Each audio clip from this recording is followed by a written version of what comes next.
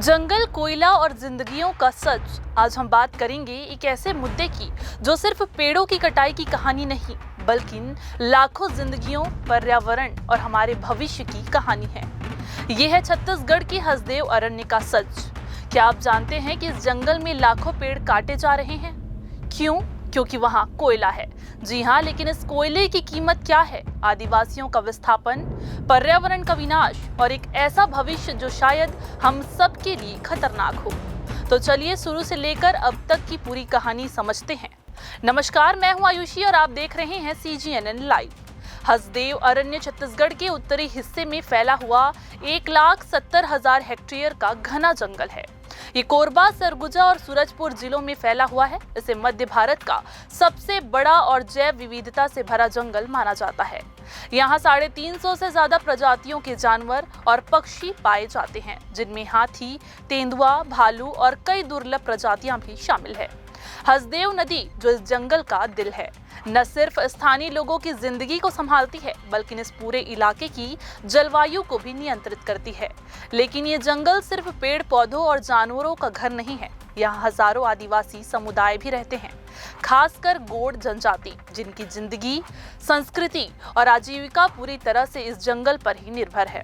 उनके लिए ये जंगल सिर्फ जमीन का टुकड़ा नहीं, बल्कि उनकी पहचान, उनका घर और उनका भगवान भी है।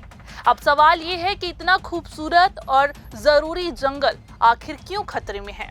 जवाब है कोयला। जी हाँ, हसदेव अरण्य के नीचे कोयले का विशाल भंडार है। सरकारी आंकड़ों के मुताबिक छत्तीसगढ़ में देश के 21% कोयला भंडार है और हसदेव में इसका 10%, यानी कि करीब 5,000 मिलियन टन कोयला यहाँ पर मौजूद है। ये कोयला देश की बिजली जरूरतों को पूरा करने के लिए बेहद जरूरी माना जाता है। परसा ईस्ट, केतीबासन और परसा कोल ब्लॉक इस जंगल के दो सबसे बड़े खनन प्रोजेक्ट है। PEKB का पहला चरण 2013 से चल रहा है और अब इसका दूसरा चरण शुरू हो चुका है। परसा कोल ब्लॉक का काम भी तेजी से चल रहा है। इन प्रोजेक्ट्स के लिए कुल 1,898 हेक्टेयर जंगल को खनन के लिए मंजूरी दी गई है। अनुमान है कि इन खदानों से हर साल 15 मिलियन टन कोयला निकाला जाएगा, जो अगले 30 साल तक चल सकता है। लेकिन इस कोयले को निकालने की कीमत क्या है? लाखों पेड़, हजारों आदिवासी परिवारों का विस्थापन और पर्यावरण का ऐसा नुकसान जो शायद कभी ठीक ना हो। अब आते हैं सबसे दुखद हिस्से पर। हसदेव में अब तक कितने पेड़ कटे और कितने और कटने वाले हैं? सरकारी आंकड़ों के मुताबिक PEKB खदान के लिए अब तक 94,460 पेड़ काटे जा चुके हैं। 2022 में 43 हेक्टेयर, 2023 में 91 हेक्टेयर और 2024 में 11,000 और पेड़ काटे गए। लेकिन ये तो बस शुरुआत है। केंद्रीय पर्यावरण मंत्रालय ने 2024 में बताया कि आने वाले सालों में 2,73,000 और पेड़ काटे जाएंगे। कुछ कार्यकर्ताओं का दावा है कि असल संख्या 4 लाख तक हो सकती है। ये पेड़ कितने पुराने हैं? कुछ पेड़ 100-200 साल पुराने हैं, जो इस जंगल की जैव विविधता का आधार है। ये पेड़ न सिर्फ ऑक्सीजन देते हैं, बल्कि कार्बन डाइऑक्साइड को सोख कर जलवायु परिवर्तन से लड़ने में मदद भी करते हैं।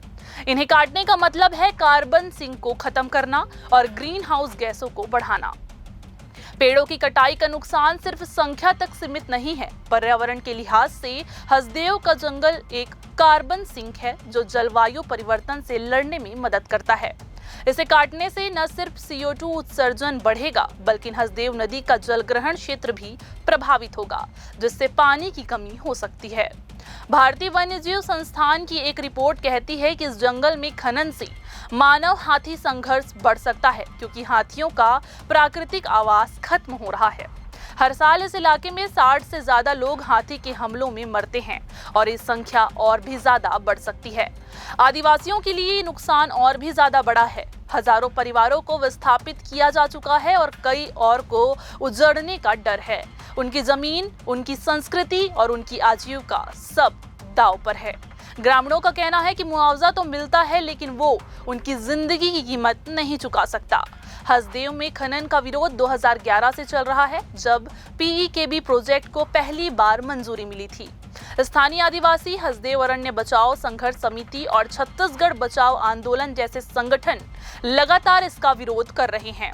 2021 में 500 आदिवासियों ने 300 किलोमीटर की पदयात्रा की कोरबा से रायपुर तक, ताकि सरकार उनकी बात सुने।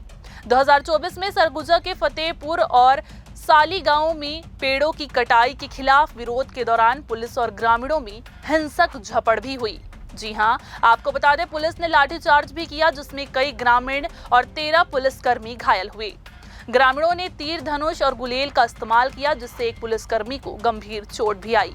विरोध की वजह साफ है। ग्रामीणों का कहना है कि खनन के लिए उनकी सहमति नहीं ली गई।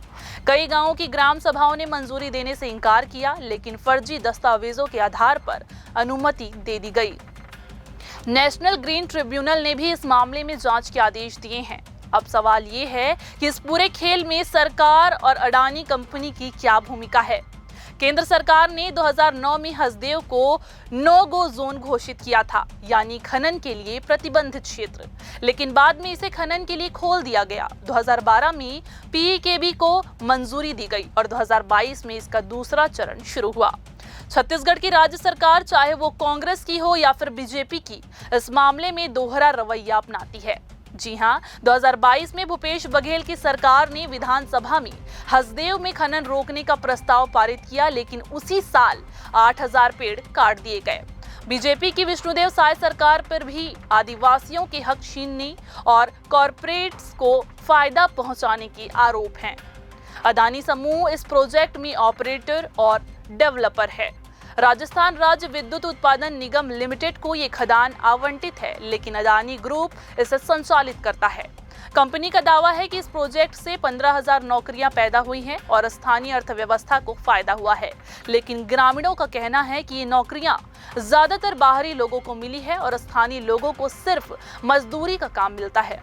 तो इस पूरे खेल में फायदा किसका है? सबसे बड़ा फायदा अडानी समूह और बिजली कंपनियों को होगा। कोयले से बिजली उत्पादन बढ़ेगा, जिससे राजस्थान और छत्तीसगढ़ जैसे राज्यों की बिजली जरूरतें पूरी होंगी। अडानी समूह को खनन और कोयला सप्लाई से अरबों रुपए का मुनाफा होगा, लेकिन नुकसान वो आदिवासियों का है, पर्यावरण का है और आने वाली पीढ़ियों का है। जंगल खत्म होने से जलवायु परिवर्तन तेज होगा, जैव विविधता नष्ट होगी और आदिवासियों की संस्कृति और आजीविका खतरे में पड़ जाएगी। ये थी हसदेव अरण्य की कहानी। एक तरफ विकास का दावा, दूसरी तरफ प्रकृति और इंसानियत की कीमत। सवाल ये है कि क्या हम ऐसा विकास चाहते हैं जो हमारे फेफड़ों को ही काट दे? आप क्या सोचते हैं? कमेंट में बताएं और इस वीडियो को शेयर करें, ताकि ज्यादा से ज्यादा लोग सच को जान सके। अगर आपको ये कहानी पसंद आई हो तो लाइक और शेयर करें, सब्सक्राइब करें और बेल आइकन दबाना ना भूलें। मिलते हैं अगले स्टोरी में, तब तक जंगल बचाएं, जिंदगी बचाएं।